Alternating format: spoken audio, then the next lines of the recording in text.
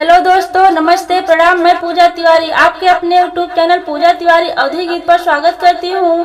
दोस्तों, आज हम आप लोगों के लिए एक गीत लेकर आए हैं जिसकी रचना हमने खुद की है और उस रचना में हमारे प्रधान जी की अच्छाई और बुराई के बारे में लिखा गया है। आप लोग वीडियो को लास्ट तक देखिए। पसंद आए तो लाइक कीजिए, नए होंगे तो सब्सक्राइब कीजिए और कमेंट करके हमें बताइए कि ये गीत आपको कैसा लगा। बहुत नेक प्रधान ये भैया, बहुत नेक प्रधान, बहुत नेक प्रधान ये भैया, बहुत नेक प्रधान की बाटे गौआ के ईशान ये भैया, बहुत नेक प्रधान की बाटे गौआ के ईशान ये भैया, बहुत नेक प्रधान। बड़े बुजुर्ग लड़कन औरत के बहुत करे सम्मान ए भैया, बहुत करे सम्मान।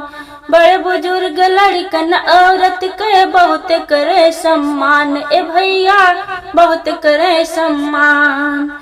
जब कोई इनको याद किया तो पहुँचे उसके धाम ये भैया, बहुत नेक प्रधान ये भैया, बहुत नेक प्रधान की बाटे गौआ के ईशान ये भैया, बहुत नेक प्रधान।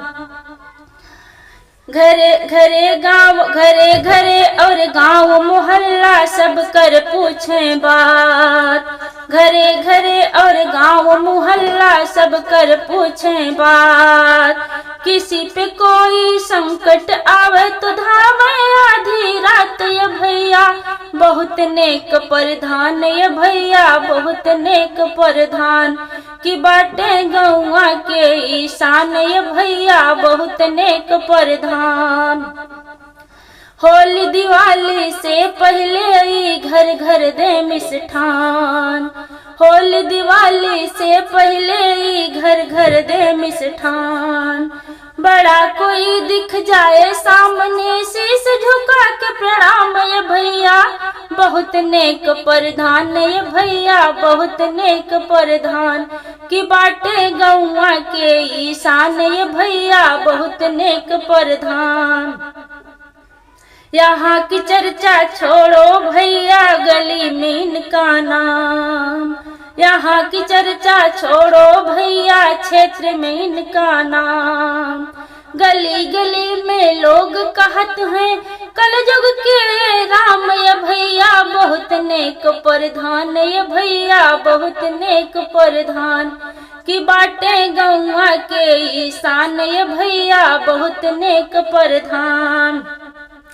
धन्य हुई हैं इनकी माता जिनके हैं संतान ए भैया, जिनके हैं संतान।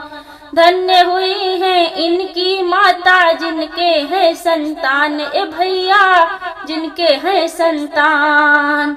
राकेश पाठक नाम है इनका, बसत कौड़ा ग्राम ये भैया, बहुत नेक प्रधान ये भैया, बहुत नेक प्रधान की बाटे गौआ के ईशान ये भैया, बहुत नेक प्रधान।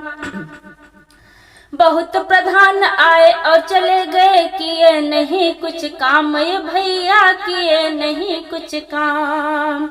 बहुत प्रधान आए और चले गए, किए नहीं कुछ काम ये भैया, किए नहीं कुछ काम।